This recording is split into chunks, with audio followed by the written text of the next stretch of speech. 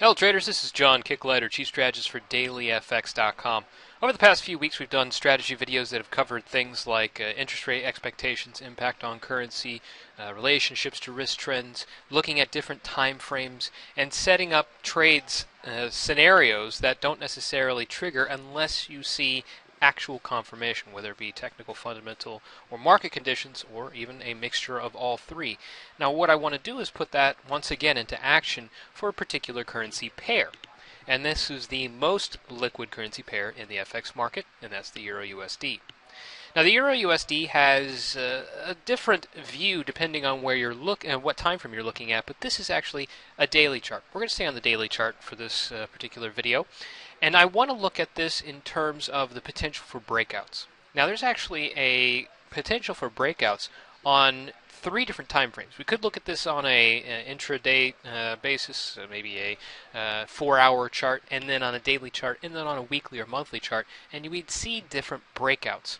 But I want to take away from this is that while we have an imminent breakout potential, you can actually use the bigger picture to set the next targets for range and resistance, or range resistance and range support, not necessarily targets themselves, but what could hold the market back from generating a genuine trend.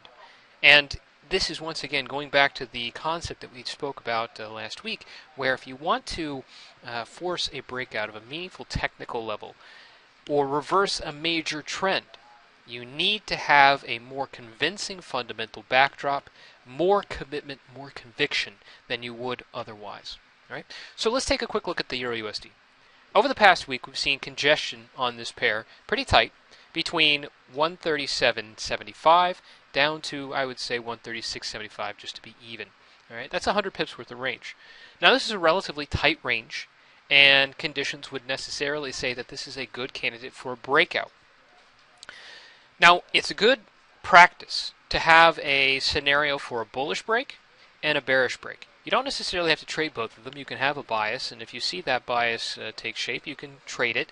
And if you don't see it, if it breaks to the opposite end, you can have that scenario ready to go for the trade, or you can decide against it, waiting for something more substantial to occur, or when the market eventually reverses in your direction. Now, as it happens for me, if I see a breakout on this time frame, I don't like it to the upside. I wouldn't mind it to the downside, however. I think that would actually make quite a good trade. But the upside move is problematic. But first, what could generate the necessary breakout from this EURUSD, from this current tight trading pattern? Well, if we look over to event risk as a jump start, some spark to give us a meaningful level of volatility. We've had some event risk this past 24 hours. German IFO, which is a business sentiment index. We also had the U.S. National Activity Index from the Chicago Fed, both noteworthy pieces of event risk, but not necessarily very market moving. We also had the Eurozone CPI figures, a big headline, huge drop in monthly inflation figures, in fact the biggest on record.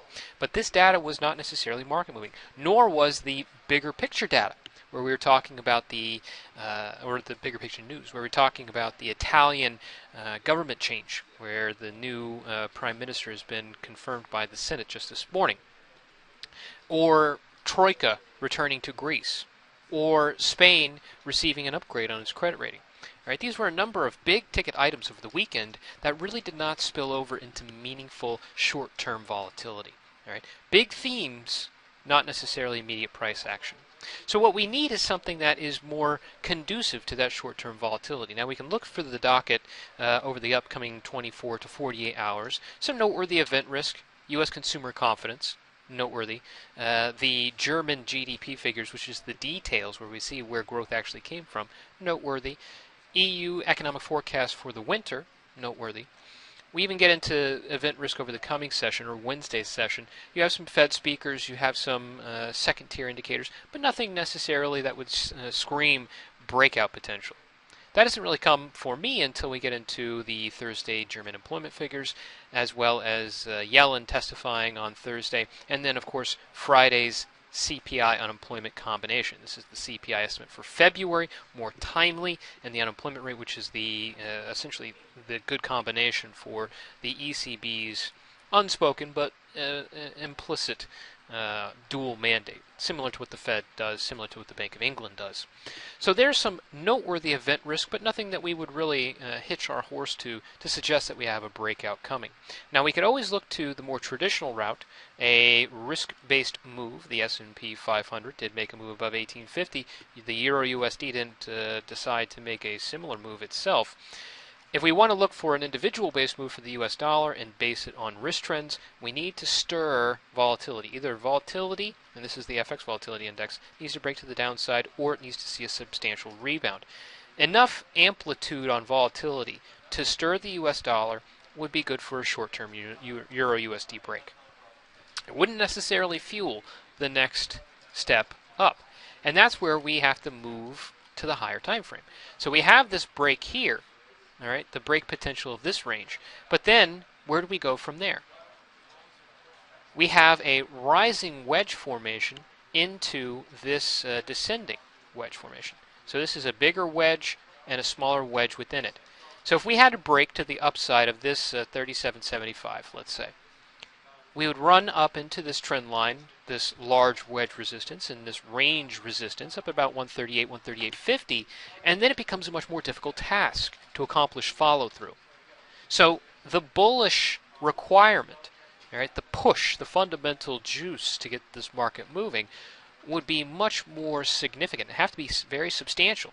We can't just get a break and it automatically find follow-through, just by virtue of there being a technical break on this modest technical resistance, right? But on the downside, if we had a break to the bearish side, below 136.75, you have essentially a nice range that this market has been carving, and it's open field until we get down to about 135.40, 135.50. All right, that's a pretty clear asymmetrical opportunity from resistance perspective. Not necessarily resistance as in upside technical levels, but resistance in slowing the market, preventing any kind of follow-through, regardless of direction. All right. Now, to generate a much more substantial move, if we want to get a Euro-USD breakout and develop a trend that could run over 200 pips, bullish or bearish, you need something far more substantial. This rising wedge pattern is much more substantial. It has a significant amount of weight, technically speaking. And we can also see that these markets are very anchored in congestion. If we wanted to break to the upside, once again, asymmetrical opportunity. Multiple year wedge, the upside is far heavier. Now, I'm not saying this can't break to the upside. That's not what I'm saying at all. In fact, the S&P 500 is a very good a really good reflection of this. We have a very strong, consistent resistance. We have a tired market, fundamentally speaking, yet it still managed to break, not necessarily hold, it still managed to break. It's the follow-through that really matters, though. That's where the trade is made. We don't make a trade where we get a 20-pip jump above a technical level. There's not a lot of money made in that, because you have to be extremely precise in timing, and you have to be extremely precise in terms of taking the profit off. It is not worth the risk to go for a 20 pip false breakout. All right. So to get a move that has staying power, that actually generates that follow through to the upside, is going to require something very, very substantial.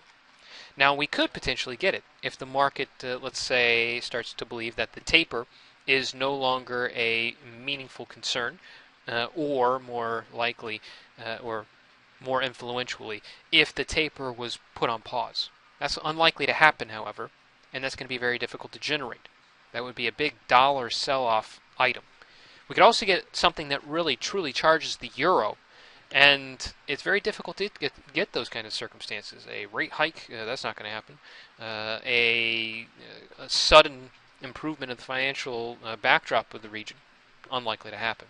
All right. So while we might trickle above that resistance, follow through in a forceful way, it's very difficult to generate. One thing that I would say for many other pairs that could support this would be a risk-on element. However, risk-on itself is always going to be a struggle to go forward, and furthermore, this doesn't have a very good correlation to risk-on. So the upside is naturally limited from the fundamental market conditions and technical combination. Now, a move to the downside is easier to facilitate. To get below 135, We can see something like the dollar seriously rallying as the market kind of builds up to the pressure that has been heaped on due to taper. If the ECB starts to talk about more easing, more stimulus, perhaps another rate cut that actually pulls the deposit rate to negative, those are certain circumstances that can help pull the euro back. If fundamental concerns like instability in maybe one of these emerging rescue countries like Ireland or Portugal or Spain, if those start to materialize, then we have something that can actually give the euro movement. And given how much optimism has been built up since the OMT program that the ECB has introduced, that is a lot of premium that can be unwound. Now, I'm not saying this is going to be happening in the next 24 hours, but what we can see in the next 24 hours is potentially a break from here. And then as we start to look at the bigger picture, we can start to look for what would be necessary in the time frame and the level of commitment necessary to break this larger wedge. This wedge, and then of course, over the longer time, this wedge. Right? So looking at this pair, there's a lot going on. Even though it looks like this is a congestion-laden pair, if we were just looking at price action over the last week, in fact, there's a lot of opportunity here, and we shouldn't allow ourselves to be, quote-unquote, bored and shift our attention to something that's more volatile. If we don't keep an eye on this pair, we might be missing a very attractive trade setup. Right?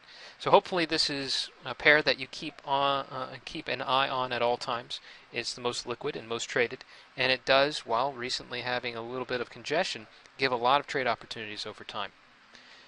We'll do our next strategy video tomorrow. Until then, good luck trading out there.